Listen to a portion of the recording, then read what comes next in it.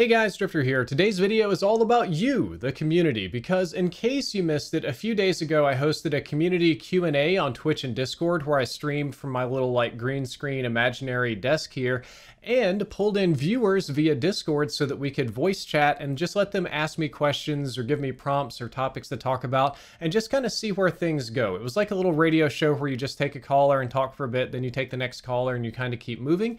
I'm going to be doing more of these on Twitch in the future, and if you would like to join the Discord community, it's incredibly active. I'm very active there, open DMs, and we don't do at everyone ping, so all those links are down there below. But I just wanted to show you a couple of the highlight questions from the community night, and these are going to range from silly to lighthearted to a little bit more personal and spooky. And of note, the audio quality may get a little janky at some points. Not everybody lives in a fancy streaming office like I do, so sometimes it's cell phone audio. But sit back, relax, and enjoy. All right, so my childhood, like yours, wasn't the greatest. I'm not trying to compare at all. I'm assuming that you probably had a much worse because you can't even probably get into what happened with your childhood. But my childhood just wasn't great. It wasn't at all. Multiple father figures, abusive, all that. And I feel like it kind of stems from this. I have a severe, it's not in life, but it's only when I play video games. You know, my escape from reality. But I have really, really bad anger issues when it comes to just playing video games. And I love I love all video games. But for whatever reason, the littlest things irk me. The littlest things in any video game can irk me. And I try my best not to. I used to be terrible. I used to break stuff. I'm better with it now because maybe I just matured a little bit. I'm a lot better with it now. But I just want to know, how can I control being upset with a video game? Something that's not life, it's not going to affect the rest of my life. It's only going to affect me for a couple minutes. But I get to the point where it's like I start to doubt myself, in reality too. Okay, why am I even I'm just so shit at this. I'm shit at everything. It gets really, really dark and depressing at times over a video game. And obviously, right now, since I'm in a sane thought, I understand what's going on. I'm not I'm not depressed or anything right now. But when it comes to video games, sometimes even really it should be super fun. A nice, cool Monopoly video game could make me could drive me to the point of insanity. It doesn't make sense. I just don't know how to really control it. I think it does make sense. Dandy's got great advice. Step one is to probably game a little bit less for the time being. Take a break, cool down until you get your mind in a better place. So my wife has this problem. She gets pretty mad at games if they're competitive because she has anxiety. And when she's losing or doing poorly in a video game, she feels that other people are judging her for that performance. And I don't know if you feel the judgment raise, but some people also have a pretty constant self-judgment. This is something that I struggled with a lot, especially when I was doing it. League of Legends and Fortnite, I think, got me the worst, but I did it a little bit in Overwatch too, to where I wanted to get better and be better, but I couldn't. When I kind of hit my cap and I couldn't improve very much more, I started getting very toxic. The internal speech and internal dialogue started getting very negative, and it would eventually boil over into the real world. I broke some of the accessories my sponsors gave me. Sometimes you don't see this on stream. I got so mad at League of Legends, I literally punched myself in the face so hard I got a bloody nose for a little bit. I couldn't do face cam for a day. I've kicked over my desk and done a bunch of things, and the reason that it bothers me probably goes back to childhood in a lot of ways, is that I put a huge chip on my shoulder for expectation of performance, which has kind of always been there, because I always had a task, a thing to perform, something to do, and if I don't do it, it's just ass beaten central. It's just horrible, horrible, horrible.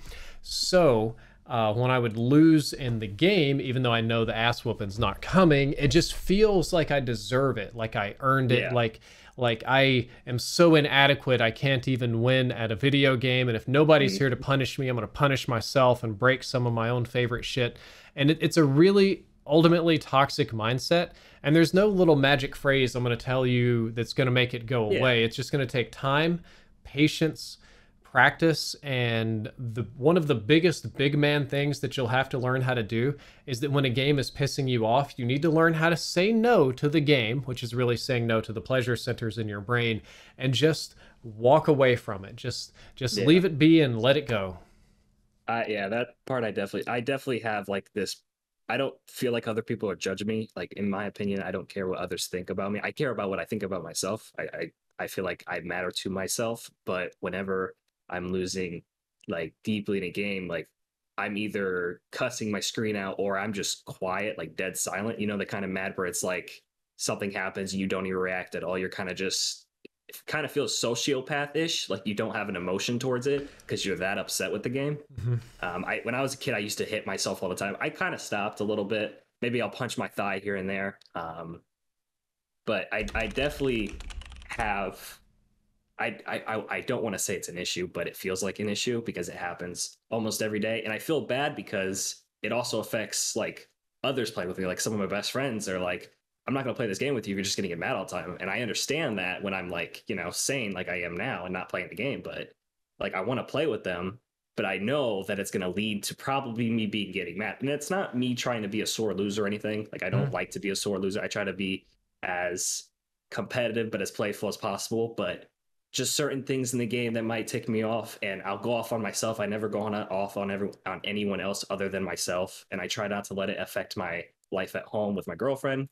But if I'm upset at the game, you know, and she tries to like, you know, give me a hug or something like that, I'll just kind of be like, can we please leave me alone for a little bit? I just need a time to rest. And I don't want it to be like that. You know, I'm not trying to be a dick or anything like that. So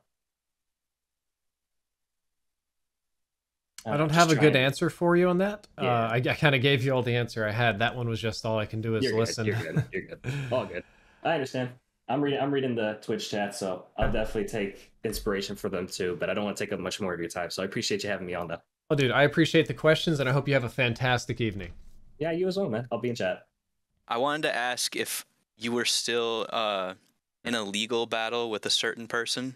I am not in a legal battle with them, and thankfully, I was never into. We never filed the suit for the legal battle. So when you're talking about 8Thoughts, I know, and his boyfriend Blue, and I'm actually back to working on my big video about the year of harassment. It's just a miserable, depressing slog of a script to have to write. Okay. The honest, true answer is 8Thoughts was being a dick for a long time. I contacted a specialty law firm here in Dallas that deals with pretty much internet cases only, usually representing companies or individuals that have been slandered, and talked to them about the probability of suing 8Thoughts in Canada. Texas has unique laws to where as a public person, it is way harder to sue somebody for slander than it would be if you were a private citizen. And if I did it incorrectly, then he could get the case dismissed with prejudice, which means I'd have to pay his legal fees plus a fine. And they're like, well, you're a public person and this is bad, but it's not like that bad. So we advise don't do this. So I didn't do this. I told him that I'd contacted a law firm and it was getting serious. And I told him police were involved, and his answer was that you can go fuck yourself, clown. Very cool. So not too long after the police got involved and I got swatted the first time, it got very serious. So I contacted lawyers, and they agreed to take the case because it escalated from harassment that did interfere with my business and personal life and caused me security expenses that I don't want to talk about too much because I don't want to like kind of play my hand on security.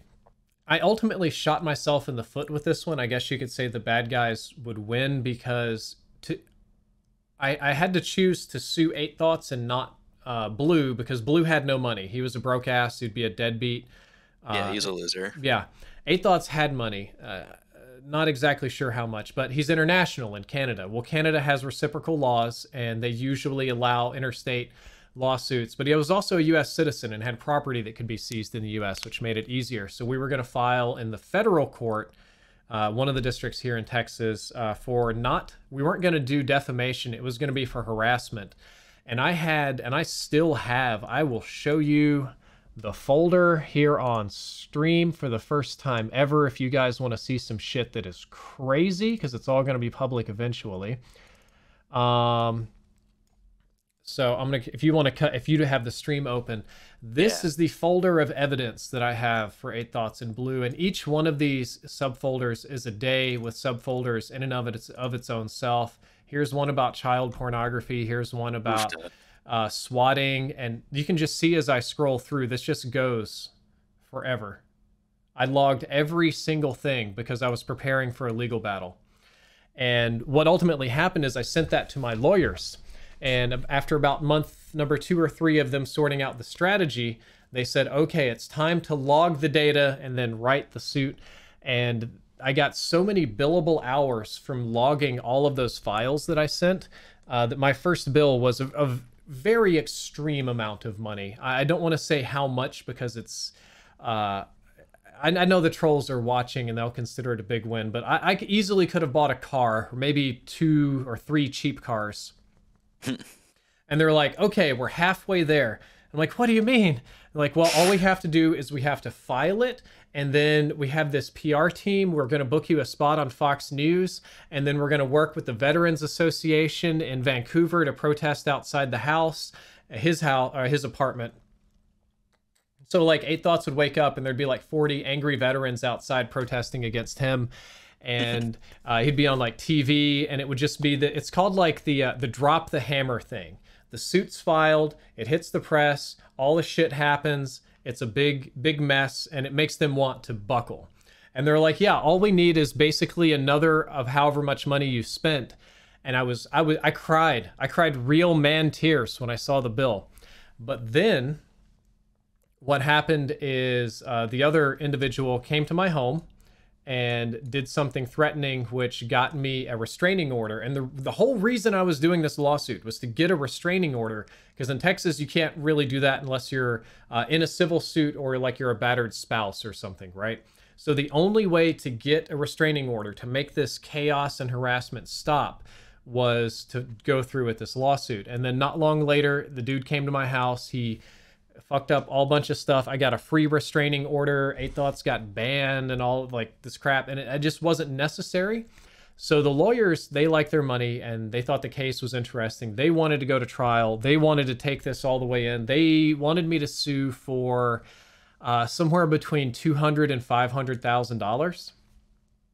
And ultimately, I decided no. I cut my losses, my disgustingly high losses, and I took that money and I did something with it that I'm not willing to discuss yet, but it basically 10x'd in value. And I'm now living a much richer and better life for not seeking my revenge. Good for you. So that's the most honest, truthful answer I can give you about that one. And I think another thing that hurt is the police told me after the first swatting to not react. Don't do anything. Don't give them a reaction. And the idea is that the bullies will get bored and go away. But what really happened is that it sort of became a game to like see how far they would have to go to get a reaction from me. And that made things worse. It does. So you played in television Pong then, right? Yes. Since I messed around with them back when old ColecoVision, stuff like that. Oh, wow. And, then when Nintendo first dropped and the good old Duck Hunt and Super Mario and everything, of course I was all over that. But then I got my first PC and I was all over Command and Conquer. I played the crap out of that game. I played more Red Alert than traditional Command and Conquer. Red Alert had a better, I don't know, it made more sense because Soviets were still the bad guys when I was a little kid, you know? But Red Alert was a fun game. I loved the little cheesy cutscenes that they would do. The videos. Yes. And they would have to put them on a CD in like 1993 technology or something. So they'd be super compressed, like 480p grainy. But if you buy the games now, the company actually saved the original HD footage. So some of them will have like the upscaled, higher quality footage, like some of the new versions of Night Trap. And I have a question here. This is Sukubaka Corolla. A little bit of a mouthful right there, but Sukubaka Corolla says, Brad, why are you so handsome? I don't know. I don't particularly think I'm that handsome. I think I've got a little bit more of like an art boy kind of vibe going on than the classic handsomeness, but I'm glad you like it. Compliments all around there. So wasn't James Earl Jones in the first one of those cutscenes? Was he the one? Was that Red Alert? I know he played like the general. I don't know. I know that Red Alert had Michael Biehn as the hero. Like Michael Biehn from Aliens and Terminator. But the rest of the cast, I'm a lot less familiar with. Yeah, I think they kind of set the stage for where they were crossing over the boundary with video games in the entertainment industry. Very much so. And you really have to sit back and look at how far things have come over the last 2 or 3 decades with that. And I mean, you have top name actors doing voices, jumping in to have their likeness put in. What it was, LA Noir, I think was a big one. And it's just getting more and more popular. And you know what? It's a good thing to see, because games aren't for everybody. No, I think they're for a lot of people, though. They're probably for most people. Yep, they are. Driving around picking up specimens. I'd spend a lot of time in traffic. So, and people who play video games can relate to that. Others won't. They'll kind of sit there and look at you like, are you okay? Is there something wrong with you? And no, there's not. It's just, you wouldn't understand. And I guess that's Schmitty. It's just the way it is. It's just how things are. It is. So. It is. Though I admit, I watch some shows like that. I watch Red Letter Media and a couple of other little channels while I'm working out. But if you want to talk about listening to people for long term, I'm definitely shooting myself in the foot with this advice. But recently, I've worked very hard to avoid all of those really long, not even political, but sometimes just opinion podcast kind of channels. I've been viewing Joe Rogan's the easiest one to pick on. It's not exclusively political or opinion, but there's a little mix. I've been kind of trying to avoid those because those just seem like mind poison for most people, regardless of what it is. When you sit down and watch like these 4-hour podcasts every day, it seems like you really get sucked into a culture or some sort of belief system. So I've really avoided that, except Critical Role, which is really nice. What's something that you would say that's affected, like whether it was a dream or something that you may have thought of or done something in your life that's probably kind of stuck with you in your life, would you say? A little bit of a girly answer for you on this one. It's going to be one that people make fun of for sure. It's when I was unable to save a butterfly from its inevitable doom and ended up actually killing it. So it was my job to mow the lawn when I was a teenager. I wouldn't have considered myself a sensitive boy, but I never had much of a penchant for murder per se. You got a lot of static there. I don't know if you can temporarily mute for a second. So I was never one of those guys that like would kill animals or kill bugs or anthills or that kind of stuff for no reason. And I usually endeavored to try to take care of all the little animals around me. And I'm trying to mow the lawn, and there's this big, beautiful monarch butterfly, like one of those honking endangered ones flying around. And it keeps, I don't know what the deal is, it keeps making passes over the lawnmower, and I'm afraid it's going to get sucked into the engine or underneath or something. So I put the handle and I leave the lawnmower going, and I try to like shoo it away and like slap it and like do something to get it to go away and just go anywhere else and be safe. And for all of my efforts, it wouldn't go away. So I like pick up the mower and I'm like, fuck it, I'm gonna go away. I'm gonna go and mow another part of the yard. And I try to move the mower away, and the goddamn butterfly seems to be chasing it. I don't know why. So it's like, I'm gonna really like step on it and go. And as I'm going about as fast as I can, the butterfly decides to land on the wheel of the mower, gets sucked under, partially crushed. It's there on the ground, all like spazzing out and suffering. And I think it's only at that sense reasonable to use the blades to grind it into nothingness. But it did make me very sad, and it felt very bad at the time because despite my best efforts, I wasn't able to protect this little butterfly. And in no uncertain terms, did my best efforts actually lead to the demise of the butterfly in ways that I couldn't foresee or predict. And it was something that stuck with me, and a little bit of a learning lesson that you can make no mistakes and still lose. It's a Star Trek quote, that you can put out your best efforts. You can have the best intentions. You can do all the right things and still end up doing something horrible. So it makes me a lot more mindful of the actions I take these days. Well, guys, that's all for this video. I hope that you enjoyed it. I hope that you learned something useful. The next thing that I upload on my channel should be 2, 3, maybe 4 pieces in a row of gaming content, but I am going to be doing more community Q&A nights, and I'm probably going to record them just in case we get like great conversation pieces like these. I can upload them. So if you enjoyed, don't forget to like, favorite, and subscribe. Drifter out. or follow on Discord.